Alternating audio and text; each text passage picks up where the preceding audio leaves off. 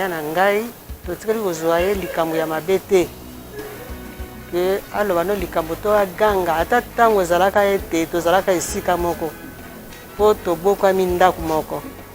babali ye na maboko ya tata oyo ya ngai papa Sambiaku Stéphane na mama oyo ya ngai mama Awete Louise. Vraiment soko sali mabe akoloba no na ndenge ya bosembo azalaki nde kosala ba humour mingi ya protestant na bemis sikoyo bana mamelo ifo baya kokale biso po tobunda tokima tokonokote pai na bango sikoyo baye kokale biso ali babani koyemela biso nzembo kofinga misioni mutu pamba l'arme mutu tufi talami sona bango magorodo magorodo magorodo akoloba no likambo moko yo sali mabe me mpo apinir yo akosala likambo moko boye yo moko banda kolela 5 babeta yo totikali kozwa ya na biso mabe te azalaki kaka malamu na se ya ntango nayebi etele bato banso baza kolanda bayebi ete ya na biso azalaki mabe te mission ya Yaya Jeanne azalaki loboto mpona biso eloko ya liboso na koloba ye moto alekisanga kotanga mpona azalaki mwana moke alekisa kotanga a e nyonso tu 1 2 3 donc azalaki loboto mingi azalaki mpona bolingo makasi mpona biso eloko makasi ezalaki mpona ye nde eloko te ya biso ntango nyonso tozala bolingo tozala eloko moko chaque fois tozokutana aza kotelanga aza toujours koencourage ngai il faut naluka na réussir na travailler na vie nanga mpona réussir epuis na bakocadre bafamille nyonso tozala malamu eza kolakisaka azalaki na bolingo makasi mpona biso eloko mpasi nde esali biso okutanaki na ye biso ni mibale esali deuxième semaine deuxième semaine ezalaki tosolaki malamu apesaki mpe baconseil ebele na baprojet ezalaki malheureusement nayoka kokufa esalaka mpasi makasi okutanaka na ye abengisaka biso ngai na grande sese toyaka kotala ye lelo abengaka biso apesaka biso kaka baconseil de fo tokutanaka fo tosololaka tozala na bolingo mpo baboti na biso ti bakufaki batikaki biso tozalaki na bolingo yango wana lingi ezala donc tokabwana te tozalaka ndenge batikelaki biso nazoregrete mingi parceke mobali na ye papa Nkadila semeki na ngai atu mama azalaki soki tokutani abandaka benga ngai kaka itabisi na ngai Nazali deuxième, maman botaka 12 enfants, 6 garçons, 6 filles. Abota 3 fois Bamapasa. Nazali Barapasa et Liboso. Donc je suis la deuxième de la famille. Les parents qui disent mais on n'avait pas bien compris. Bandai Koïb Sabiso déjà que voilà. Bana, il faut que vous soyez toujours ensemble, vous avez toujours bon moko, vous kanaka toujours, vous la kanakandate, vous avez toujours bien à Bandeko Nabino. Quand elle parle de Bandeko, elle parle pas seulement de la famille restreinte, mais de la famille élargie. Parce que nous, tous on a ma soeur, on a ma frère, mais on n'a pas de cousins et cousines. C'est comme ça que Bakoli Sabiso. Et abana oyebisa biso tobatela bana na biso tokolisa bango na ndenge bango bakolisi biso baconseil azali kopesa biso ozomona kaka eza kaka baconseil à tous les jours mais toyebaki te que bientôt elle allait nous quitter et il fallait azonga États-Unis mais elle a tout fait pour ne pas rentrer abi ana okende ka nsima nazala nano awa. Elle ne voulait pas rentrer. Parce qu'elle nous disait toujours, Ngana lingo kufa na mboka mopaya te. Congo bo banduluka bozong sanga na Congo. Non, je préfère rester ici, vous venez. Et bon, comme elle disait ça depuis longtemps, tout le monde a encore quelque chose de normal à répéter un an tout le temps, mais on ne savait pas que le départ était imminent. C'est là même prêché, comme c'était Azaki pasteur, la veille de sa mort. Elle a prêché, elle a parlé de l'église, comment elle est arrivée à l'église kimbangiste, comment elle était avec Maman Mwilou, les trois papas, papa d'Yangenda, papa Kisoke et papa d'Yalungana. Et tout ça, elle a raconté. Elle a raconté sa vie à tout ce monde-là. Elle a raconté comment était l'église et comment l'église est devenue actuellement. Et le lendemain, elle a fait la même chose avec les gens qui n'étaient pas là la veille. Donc, prodiguer des conseils, elle a prêché et puis elle est partie en paix. Donc voilà, c'est le souvenir que j'ai de maman. Cette photo-là, c'était une toute petite photo. C'était le jour où elle a été consacrée au sacré pasteur. Elle n'a jamais fait sortir cette photo jusque 2 ou 3 semaines passées. Elle a dit, j'aime bien cette photo, il faudrait me l'agrandir. Bon, nous on pensait, comme elle est toujours, des fois elle dit des choses, on dit, ah, ce sont ces trucs. On a fait agrandir la photo, elle n'a même pas voulu que nous on paye pour la photo. Elle a payé de sa poche. Et puis on a mis le cadre et tout. Et elle-même, elle a mis ça au mur. Elle dit, j'aime bien cette photo. Cette photo me rappelle le jour où je suis devenu pasteur. C'était un très grand jour pour moi, c'était un beau jour pour moi. En tout cas, il faut la laisser là. C'est une jolie photo. On ne comprenait pas que c'était un message qu'elle nous donnait. Elle a écrit 3 livres, elle a continué avec le 4e qu'elle n'a pas encore fini. Et je sais qu'elle ne va pas finir, c'est nous qui devons finir parce que c'est l'histoire que nous on connaît aussi. Mais on doit l'écrire à sa façon, dans son langage à elle, pas notre langage à elle. Ça va nous prendre du temps, mais on va le faire. Parce qu'elle et papa écrivaient. Et quand ils écrivaient sur ce qu'eux, ils ont vécu. Donc, nous, on a appris ça. On a appris ça, donc, il faut être humble. Il ne faut pas qu'on m'attire à parce que non. Il faut qu'on m'équipe ça. Donc, on ne sera pas comme elle, mais on essaye d'emboîter le pas. Merci pour Namotuna. Ndenge bolobi Maman Jeanne pour nanga azalaki maman. Aza mama ya confrère na biso maître Belinda Luntadila. Toyebi ye na nzela wana. Azalaki pe mama na biso na sens que oyo azalaki à travers son témoignage de la vie et atiraki biso pe ko benga ye pe ko linga ye lokola ba mama na biso o babota biso. À chaque fois que tozalaki koya kotala maître Belinda, en tout cas azalaki koyamba biso malamu. Azalaki kozwa temps ya kosolola na biso malamu, kopesa biso conseil ndenge nini tokoki kozala na vie,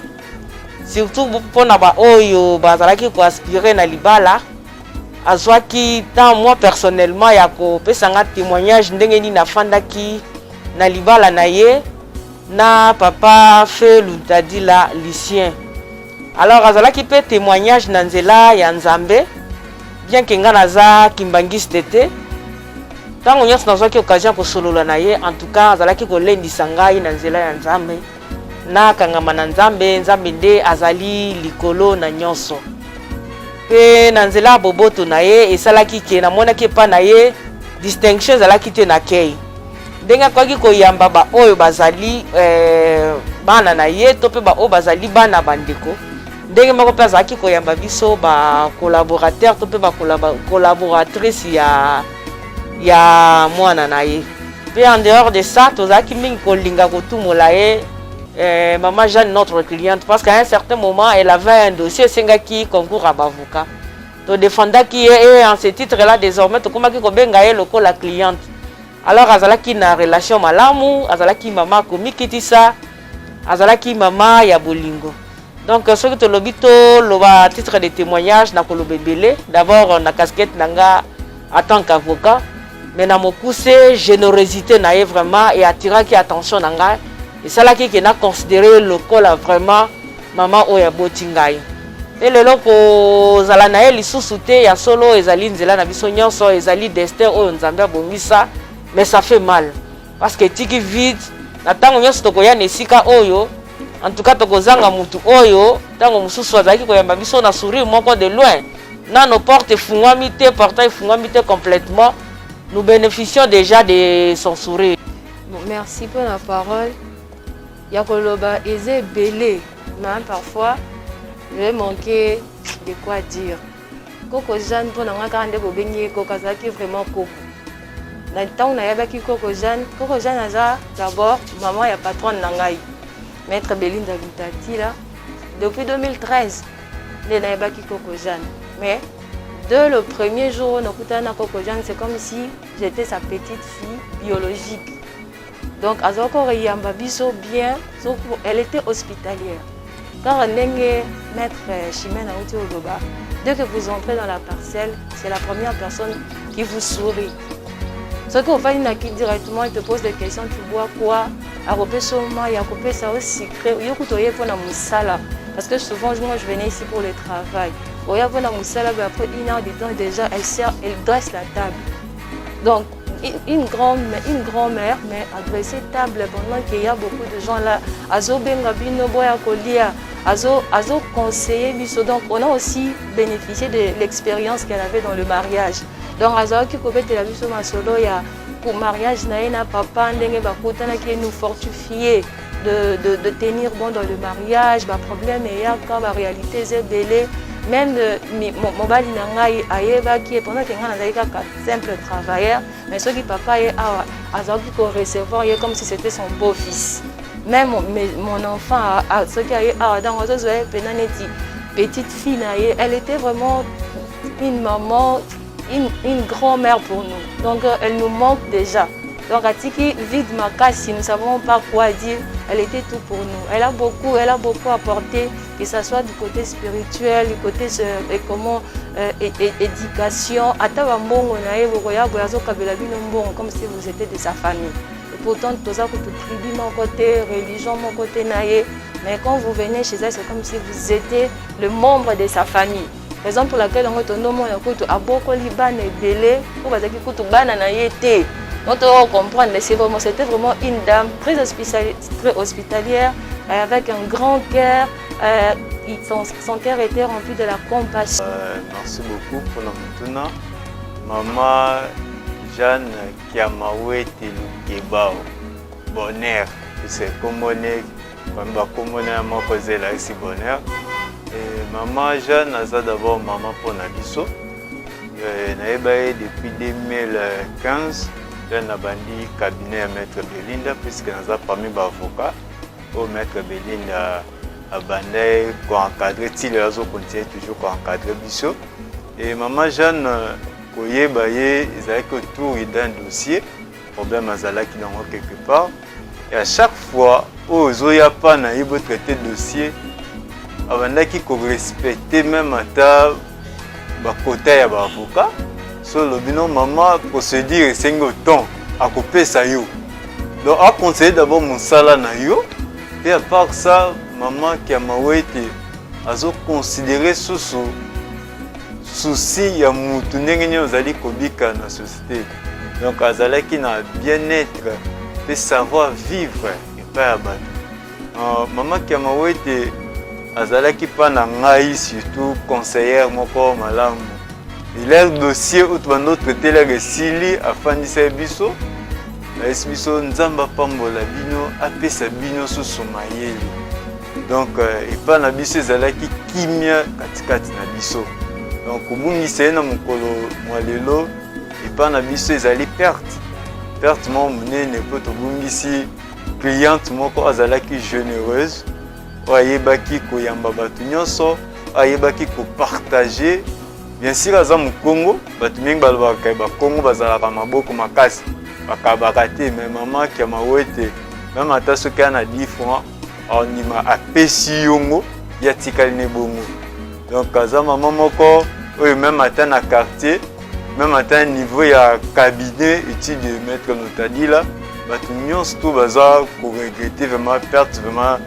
être cher. Pour qu'on puisse afin d'aki na biso malamu. Tikali kozwaya tana problème mon côté la mort ezali rendez-vous ya bisonyo surtout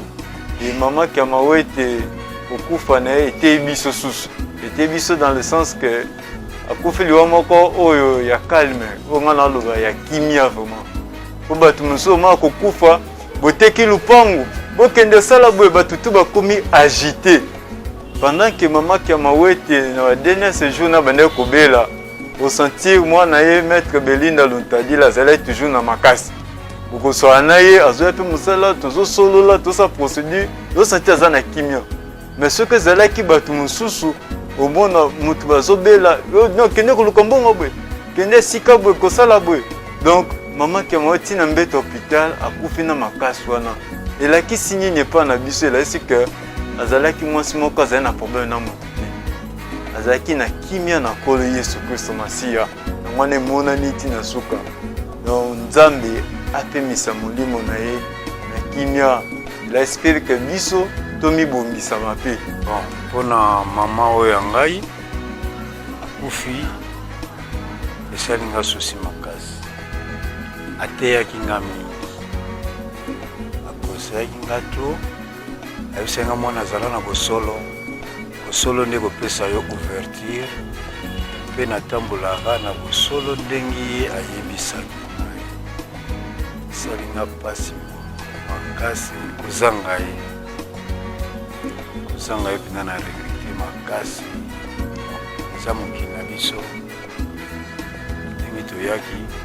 ndenge mpe kaka balongola biso azalaki koko moko alakisaki biso bolingo alakisaki biso nzela ya nzambe mpe eloko nazosenga kaka epa nzambe vraiment atia molimo na esika ya kimia parceke azalaki koko moko malamu eza presque bino nyonso tu mingi babandaki koya awa bamonaki akei na ye epai ya bato nyonso bamonaki eyambeli na ye azalaki koko moko malamu mingi vraiment ya koloba mpona mama Jeanne aza mama moko ayi bien en tout cas très bien nous avons imaginé quand azalaka na salon de coiffure ni awa abanolesa bamarie so kaka marie aye kolata omona ye aye na mbongo omona aye kopesa marie wana ayebi mpe marie wana te oyanga kado yango apesa omo soki marie aye ifayano aye kado abinga mpe na kotika nini kado na ngai yango mais ayebi marie ante ayebi mutu wana te to aza mama moko po balobaka malama mutu so mutu akufi mais mpona mama Jeanne nzambe nde aza témoin aza neti ngai oyo naza leki ya bokilo na ye azwanga ka mwana oyo ya bota azwanga ka mwana oyo ya bota donc nazaka lese okana te mpa mama na ngai na totungisaka ye totungisaki na ndenge kaka mama tungisaka mwana azwaka biso afuwela moto nyonso tu maboko lo ayambaka motu nyonso comme il faut o makambo ya biloko kolia kutolobela yango te o nzala bokei na ndako zwi le etali kutu ye te ye kutu makambo wana kolia etali ye donc babokama lolenge na lolenge ndenge na ndenge bamisu baosala nko aza kuna te bamisu baosala nko ke epengaki esika mosu bakoki babengani motu wana mosika me ye te ya yambaka kaka oka te botika ye bopesa ye botika me mama motu asali babi te bopesa ye omona donc ato osali mama Jeanne ko osali ko na ndenge nyonso tu etali nango kutu ye te ye biloko akolia o nini donc bato nyonso to baleki awawa oyo akoloba oyo mpenza atuka nayebi te po aza mama moko pardon ayaki na motema monene motema bomo mama mpenza moto azosala komashe moto asala ko mpenza ya boye mpenza asali ko ya boye botika ye omona azaki mama moko pardon nzambe kanda ye nyonso en tout cas etikali mpasi choc mpona biso po tokozwa mama boye wapi mama boye wapi mutu nyonso na ndako akoya ayaka avandaka epai aza mwana epai na ye aza na parti nini parti plute oyo boye oyo te ape kaka na maboko na ye apesi nga enveloppe moko ya mbongo wana eza sepe na ngai apesi nga enveloppe moko mpenza ya bien oyo nasepelaki nango na motema na ngai oyo nasatandaki nango te me apesi nga mo nazwi yango ngai na bana na maboko na bana ngisama lopango oyo na maboko ndenge na bala ndenge azwaki ngala ninga ti na kaka église nake akotaka na église wana te mais ake na église wana alandi nga ti kuna apesi nga kado moko boye oyo nazelaki yango te enveloppe moko boye ya bien apesaki nga kado emakaki nga makasi na motema wana kutu te ya minene oyo asala mpona nga ana vande arbo naleki ya bokidone me azwaki nga mpenza teke alonale mwana na ye na kokata lopango ata mabe na ngai nasala nakata lopango me ye ayebaki ayebaki atoka place azali nzambe amona ye mama Jeanne aza mama moko nayebi te oyo nakoloba mpona mama Jeanne parce que mama Jeanne azali mama moko exemplaire nayaki kodécouvrir ye à travers mobali na ye mosala mobali na ye ekena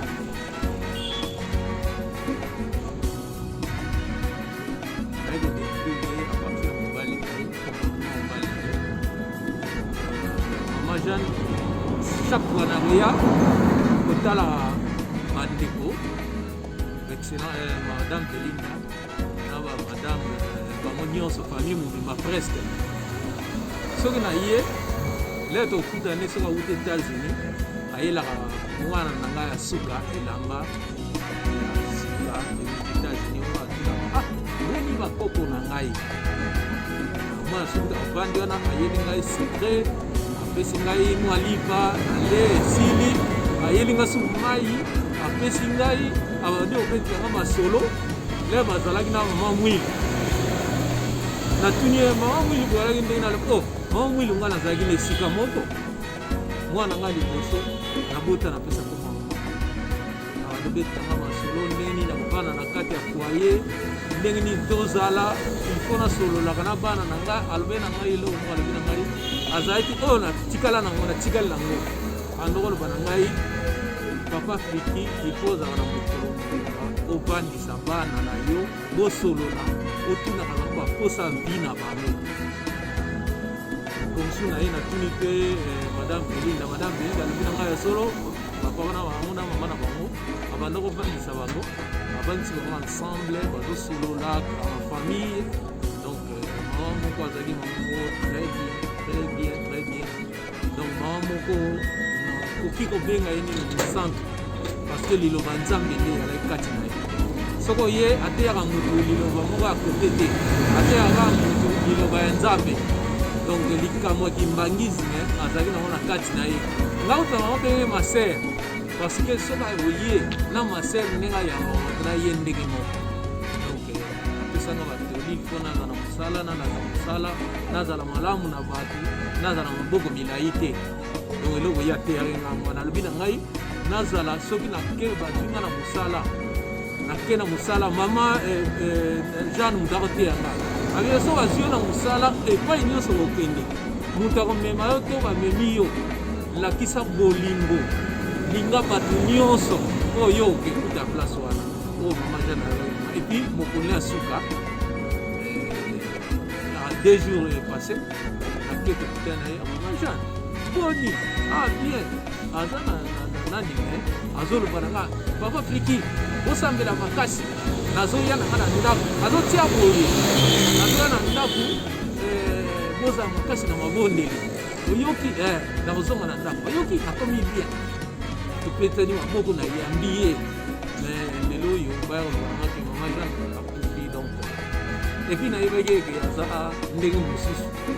po parmi bato nandimaki teke mama Jeanne akozala na bakoma oyo yakomaki nango parce que avandaki esika moko na mwasi ya prophète Simon Kimbangu kokufa na ye nga namoni nanga maladi te oyo akufi nanga me ekomi ta na ye parce que lobi nasali kaki mobali na ye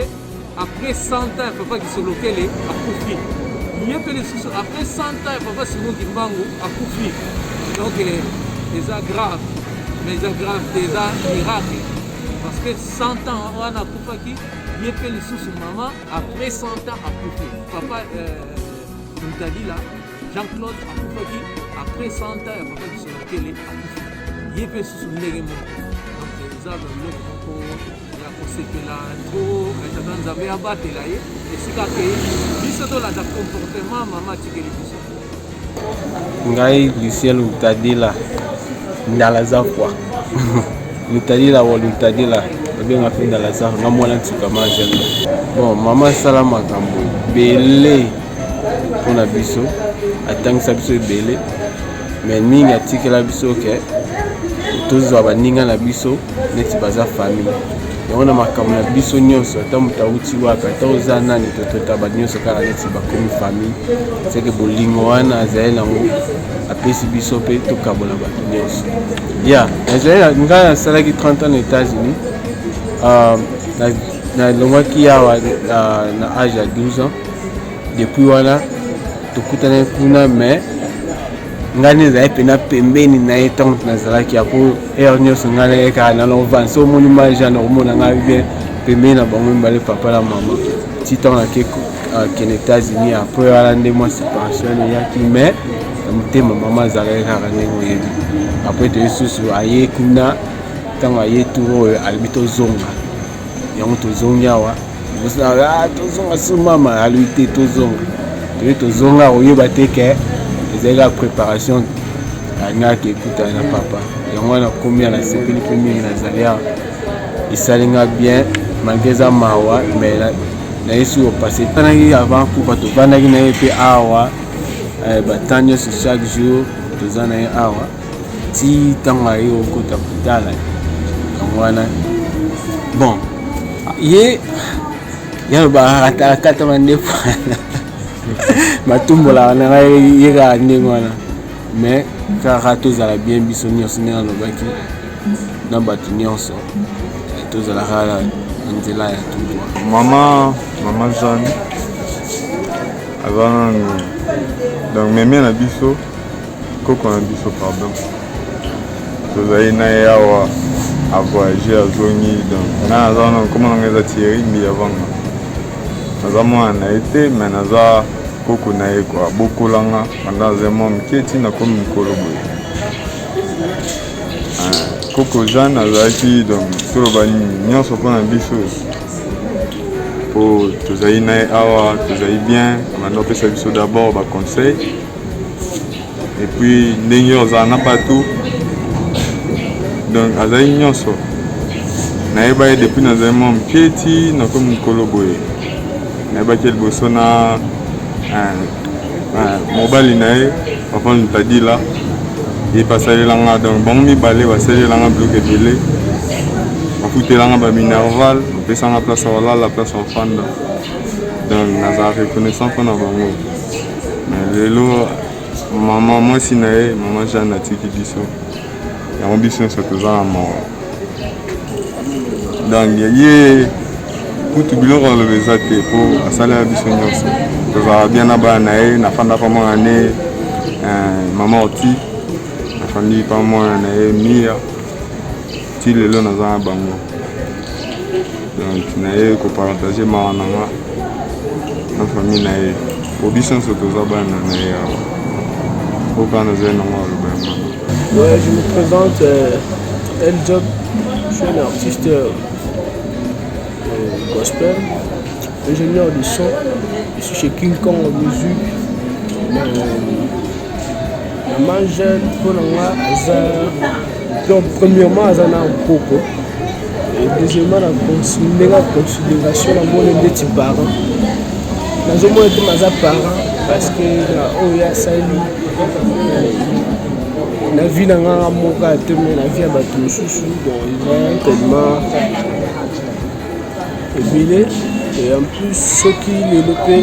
naza na kati ya lopango je grâce na ye grâce pe ba fruit na ye bana ya bota nde naza na se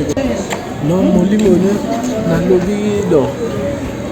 et puis d'abord na kimia et en plus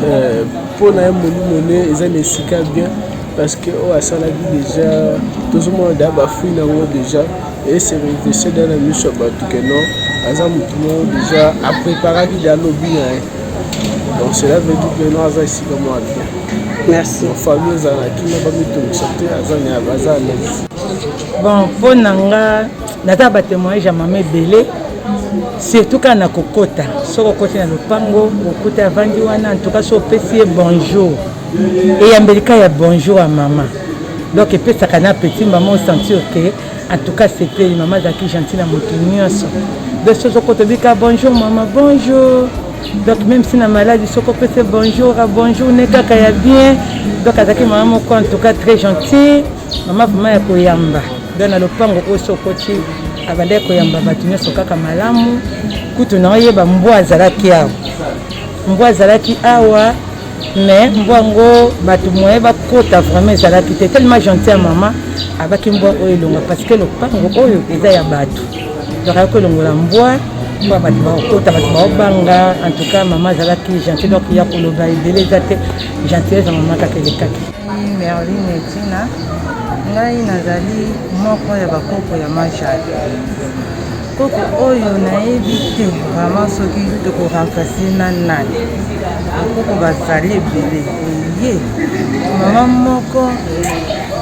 ayebaki kofanda mpenza na moto ezala mwana na ye ezala bakoko na ye ezala bato ya quartier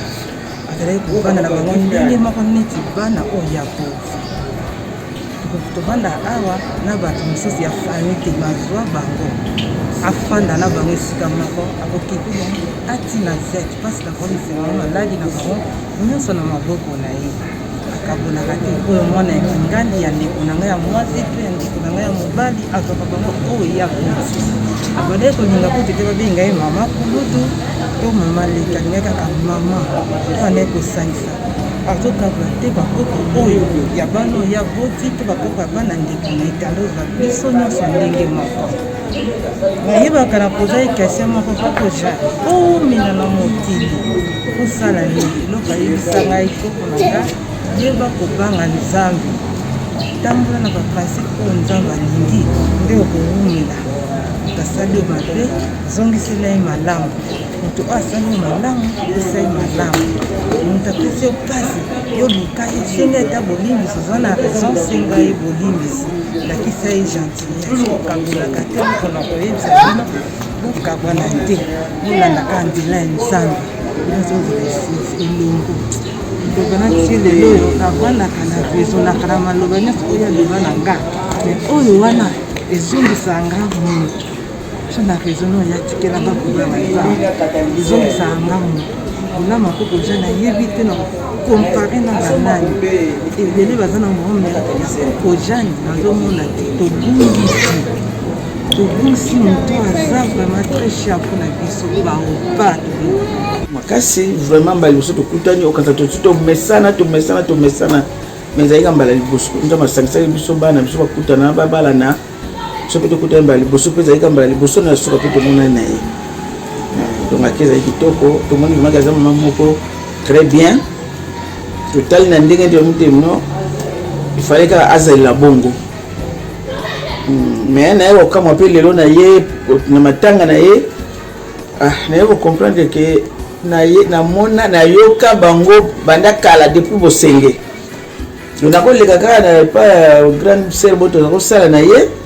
mama José bango aza kopenge mama kulutu mpe ya sonam bango azalaki na droite ya José azalaki na gauche bon so naleka na kotanga ye mpe ayebisinga lobi oyo eza lopango ya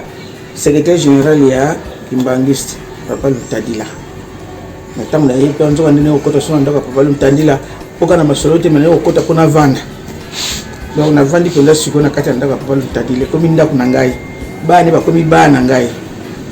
voilà ena nsepela ngo wana molimo epema na kimia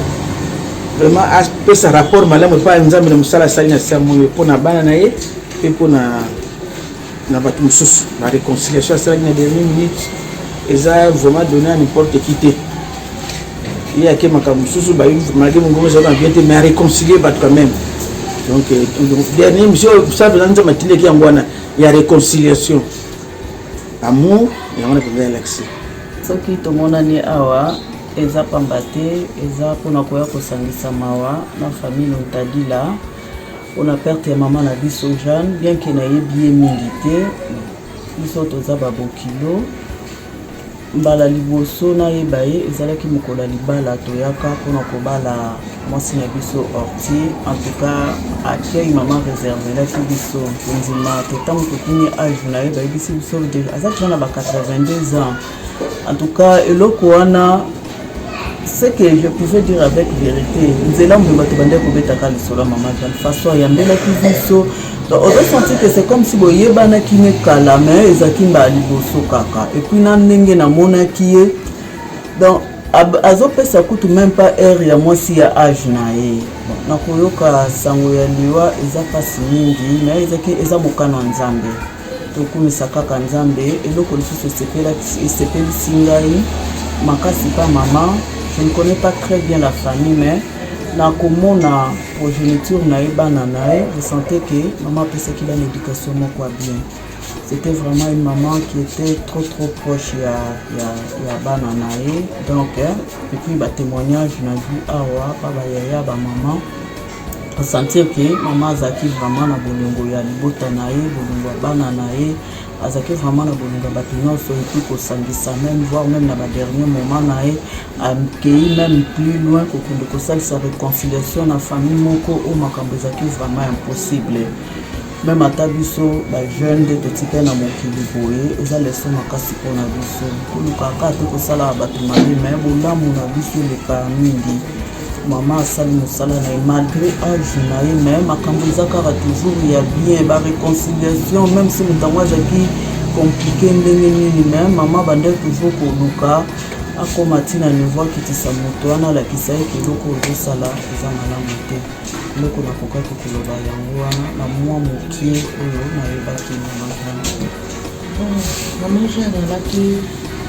semere na ngai mwasi ya na ngai mais azalaki mpe mama na ngai po nabali na maboko na ye abokoli nga na longo na maboko na ye ti nabalaki malgré nabala mais nakonsideraka ye kaka comme mama tozalaka na ye mingi soki ka nayoki mwa likambo ata nayoki likambo te nakolinga kaka namona ye bongo nakozala à l'aise. Donc maja naza mama lokola ngai kobota eza problème te mokobokola nde moto eza mpasi soki moto abokoli yo alakisi yo ndenge ya kozalela na mokili donc aza déjà mama na yo vi na ye mobima ezalaki kaka eremarkanga kaka ezaleli na ye esekeli na ye elobeli na ye omona ere moko azoloba likambo neti eza ya kana me ye atia yango na ndenge ya koseka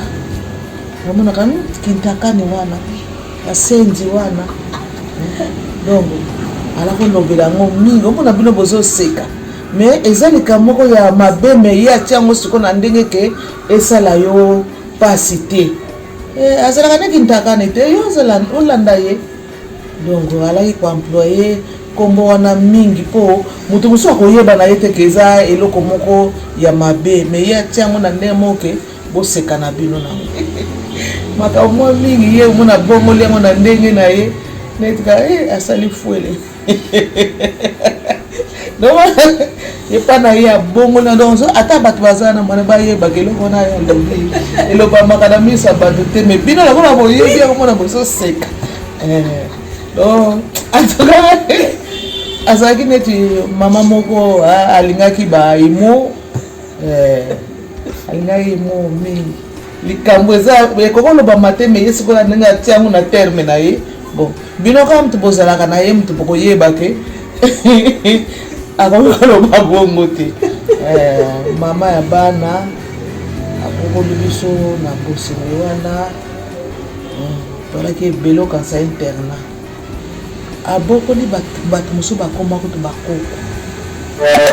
toyebi tata na ye te toyebi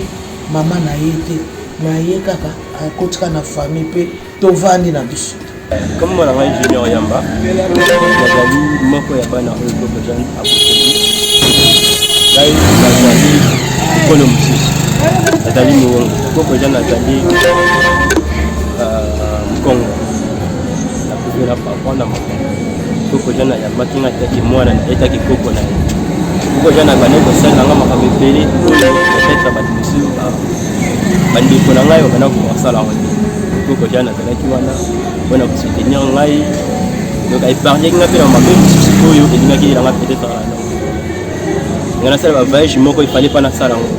grâce à Coco Jeanne lelo naza vie donc baconseil na yakana kopesanga lelo oyo soki na terme devant bato nakoloba sans kobanga sans likambo mosusu donc grâce à Coco Jeanne. Coco Jeanne azalaki koko na nga abenga koko me azalaki mama na nga. Coco Jeanne abandaki koprive mwana na ye moko ya nsuka papa lu azwa eloko te me ngai nabandaki kozwa biloko wana donc Coco Jeanne alingaki nga mingi donc ti sikoyo na susi na motema wana perte suspense mama na ngai alibanda donc mama oyo akoti nga akufaki donc naye koperde so mama lisusu oyo nabandaki kokontinue so mama na ngai lisusu même tase su koko ye moko su mama. Coco Jeanne atilakisaki nga nzela église bana vous a toujours na Coco Jeanne l'église abimaki na kotala ba camarade na ye aza toujours pembeni na ye ya dipana tuna tuna question soki na église réellement bato wana tuna nga ba question garçon na comment tambola ye moko kokala bango azala insulté et bana sala nga toujours face donc dans moto alingaki yo et puis comme on est lisusu te un jour exact choc moko makasi to nga tamisi mapona Coco Jeanne. Coco Jeanne azalaki mama moko bana kolinga bato nyonso te bana kopona motu te vous allez colonie, nous allez colonie, donc il suffit tout ça à oyer à 5 000 et reste que vous avez la ça. C'est-à-dire qu'il faut pas m'embêter, il faut pas ce qui est comme ça ma vie, il faut pas direct. Alors il faut pas bouton la tête, balobaki, et na kanisi lisusu, le moment où vous avez la banane de la mission. Pour la commune ça étalé, pour que la copine qui bouge na. C'est pas tomber la maladie. On a dit coquina, oui tu la ngana de coquina. Tembena ba jeune Coco Jeanne pour les là toujours tina suka donc passe la vidéo merci ana sécurité asala awa na famille kadila vraiment apena ngai Coco Jeanne ya manga vraiment malamu yazaki koko mwa bandola ndelanga trop bandozala de temps à temps bando tunanga tusukolie boni toto za makasi ndenge kitambo boni na boye vraiment absence na yesu susu na kati ya bandola wana nyonso esalanga vraiment pas mais les arrière-petits-enfants, venus tout droit de Suisse. Tu dis bonjour Lucas. Il est timide. Il est timide. Voilà, c'est mon mari Jérôme avec qui je suis venue ici, dans cette maison il y a 9 ans, pour faire la rencontre et la connaissance des Coco, Coco Lucien et Coco Jeanne. Et aujourd'hui, on revient avec nos enfants à nous. Nous venons de Suisse, tous les 4, avec la famille. Nous venons de Suisse et puis nous sommes ravis d'être là. 9 ans plus tard avec nos propres enfants, Liam 4 ans et demi, et puis Lucas qui a 2 ans et demi. Alors il y a 9 ans, on a été accueillis dans cette maison. On a dormi ici et puis on a mangé à cette table avec Coco Lucien et Coco Jeanne. Ouf. Des souvenirs d'il y a 9 ans, 3 semaines avec eux, à vivre leur rythme, leur vie, et voilà, et beaucoup d'amour, beaucoup de prières, beaucoup de rencontres, voilà, donc beaucoup de beaux souvenirs et on les gardera toujours dans nos cœurs. Merci. Toujours avec nous et on va transmettre aussi tout ça à nos enfants. Je suis la Jeanne Sophie, la plus grande des Coco. Je suis la fille de Débat, Coco, Jeanne. Et je suis venue ici il y a 9 ans. Et voilà, et je suis ravie de venir ici avec mes enfants, les arrière-petits-enfants de Coco Jeanne. Voilà, je disais que nous étions venus dans cette maison, nous avons été accueillis ici par les Cocos il y a 9 ans. Et je me rappelle que c'était pas tout à fait agencé pareil. Ici, il y avait la télévision. Ici, posé sur un meuble, une vieille télé, grosse télé. Ici, il y avait le canapé. Et là, au fond, dans le coin, il y avait le bureau de Coco Lucien et lui, il travaillait là, la journée. Voilà. Ça a beaucoup changé, mais l'esprit est toujours le même. L'esprit d'accueil et d'amour, c'est toujours le même, on le retrouve. Que son âme repose en paix, qu'elle soit accueillie par notre chère divine providence là-haut et qu'elle veille sur nous, tous les Cocos qui sont ici, et qu'elle nous transmette sa sagesse. Protestant na bemis sikoyo bana mamelo ifo baya kokale biso po tobunda tokima tokoloko te pai na bango sikoyo baye kokale biso ale babani koyembela biso nzembo kofinga misioni mutu pamba larme mutu tufi tala miso na bango magorodo magorodo magorodo biso tozongiseli bango longola pili bolata jone tolingana protestant na bemes sikoyo bana mamelo ifo baya kokale biso mpo tobunda tokima tokendoko epai na bango sikoyo baye kokale biso ale babandi koyembela biso nzembo kofinga misioni mutu pamba larme mutu tufi tala miso na bango magorodo magorodo magorodo biso tozongiseli bango longola pili bolata jone tolingana boye mama saloni telengano tozongiseli bango alale bitumba sikoyo kaka ndenge wana koya kobundisa koya kokale bana biso mpo babunda kaka bayi kotinda bango nani ayi kotinda bango bamamelo na basango mpo tokima tokota kuna stratégie moko mystère etumba ekatanaka ndenge nini mokolo mosusu bitumba ebandi mwana moko abokani loboko sikoyo mama ya mwana azalaki mbuza alatili ngwanda alobi lelo ngai na koboma na kosasa mutu na likwangola ntango wana baflama bakangi mwana wana abukaki moninga loboko bake na biro na kalembelembe ntango wana basambisi bango nini yo mpona nini obuki mwana ngani loboko yeba ntango wana baflama mwana azolenga alobi te batindaka biso tobundisa bango bakima bayepa na biso bamamelo na basango batindaka biso sekele eyokani banda mokolo wana bitumba ezalaki lisusu te sikoyo nayokaki nzembo ozali koloba mundele nyamangwa kwe malembe elingi oloba ni nzembo wana mundele nyamangwa kwe elingi eloba boye kala mundele soki alingi kokende na village moko ifo bamema ye na kipoi na bato ya mboka wana ntango bakomema ye babandi koyemba nzembo mundele nyamangwa kwe ye azongisaka malembe malembe azoyeba teke bazofinga ye malembe malembe sikoyo bakomi na mboka na biso ya chef de famille na biso kuna ya kala mboka nini wana na mboka na biso makaka kala moto azalaka kuna koko soki ezongi oyebisi biso lisusu nayebi kaka koko vuvu te remplacement ya koko vuvu sikoyo bakomi na mboka na biso wana basi basinyalaki bato ya mboka nyonso bokima bokota zamba mokonzi azoya mpo bomema ye bokende mboka mosusu bato nyonso bakimikimi bakotikoti na zamba soki boyoki na beti clairon wana boye soki na beti clairon nalobi boya te boyoki ale sikoyo bato bamemaki ye na bautaki na mboka mosusu bazoya mundele nyamangwa kwe malembe mundele nyamangwa mundele azongisaka malembe mundele bakomi na mboka na biso ntango bakomi bakitisi ye ale babengi bato ya mboka na biso mpo bamema ye sikoyo babengi mokonzi ya mboka bato nyonso bakea wapi nga nayebi te bake soki na bilanga soki mpe nini tika na beta clairon baya abeti clairon na ndenge na ye boya te azali awa boya te azobeta clairon boya te bazali awa bango mpe batami na bango baoya te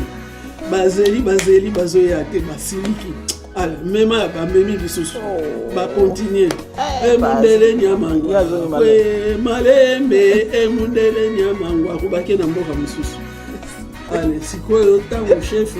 ya mboka amoni ke bake na bango abeti clairon sikoyo bakoki koya Wow. babimaki. Merci, maman. Foi kitoko.